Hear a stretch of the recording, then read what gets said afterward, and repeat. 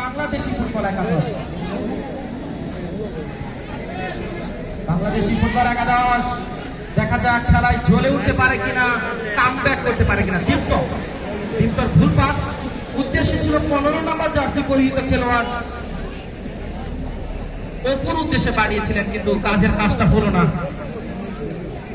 17 নম্বর jersey পরিহিত খেলোয়াড় চমৎকার ভাবে একটা ক্রস করিয়েছিলেন গ্রাউন্ডে রেখে, সেখানে দেখা যাক বিরোধ হয়। জার্সি পরিহিত খেলোয়াড় একটা সুযোগ ছিল, হ্যাঁ বল ডাঙ্গো দিকাবো এইদিকে বলো। ফরেনরা কিন্তু জ্বলে উঠেছে।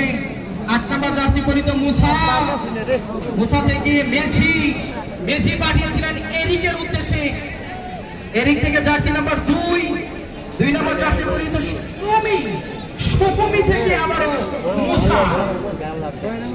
আজকের এই খেলাটি প্রাণ ভরে উপভোগ করছে আমাদের প্রধান অতিথি, প্রধান মেহমান আমাদের সাথে রয়েছেন জনাব আলহাজ মোহাম্মদ হযরত আলী সাহেব, সাধারণ সম্পাদক বাংলাদেশ জাতীয়তাবাদী বিএনপি জেলা শাখা। উনি আমাদের মাঝে রয়েছেন।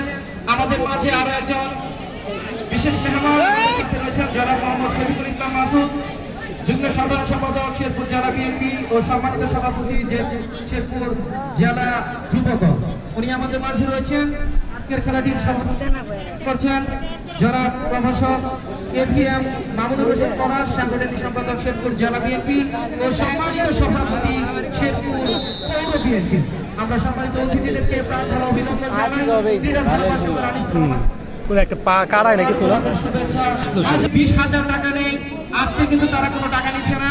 একই সাথে আমাদের দেশি খেলোয়াড়, ন্যাশনাল টিমের খেলোয়াড়রাও রয়েছে। প্রতি গেমের জন্য তারা 8 থেকে 12,000 টাকা করে প্রতি গেমের পারিশ্রমিক দিয়ে থাকে। আপনাদেরকে উৎসাহ করে দিতে চাই।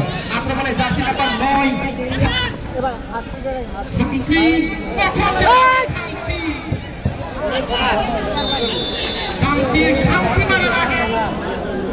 বাংলাদেশি গোলরক্ষক নোবেলকে করে পাঠিয়ে দিলেন। নোবেলকে দিতেই হয়,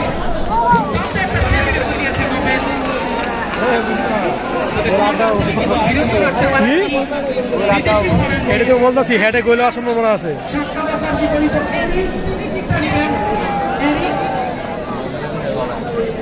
শেরপুরবাসী ঝিমিয়ে থাকলে কিন্তু হবে না। আমরা সর্বশেষ চ্যারিটি ম্যাচটা আয়োজন করছি। আমরা যখন ময়মনসিংহে ছিলাম, দর্শকদের এত চিৎকার, আমরা যখন জামালপুরে ছিলাম এত দর্শকদের চিৎকার, আজকে চিৎকার কোথায়?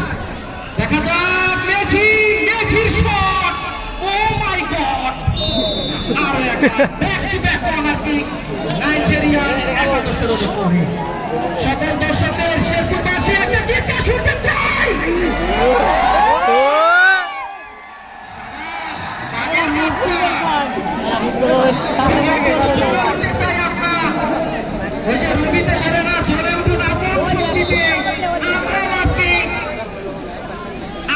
শক্তিতে চলতে চাই, ফুটবলাররা চলছে, রেফারিরা চলছে।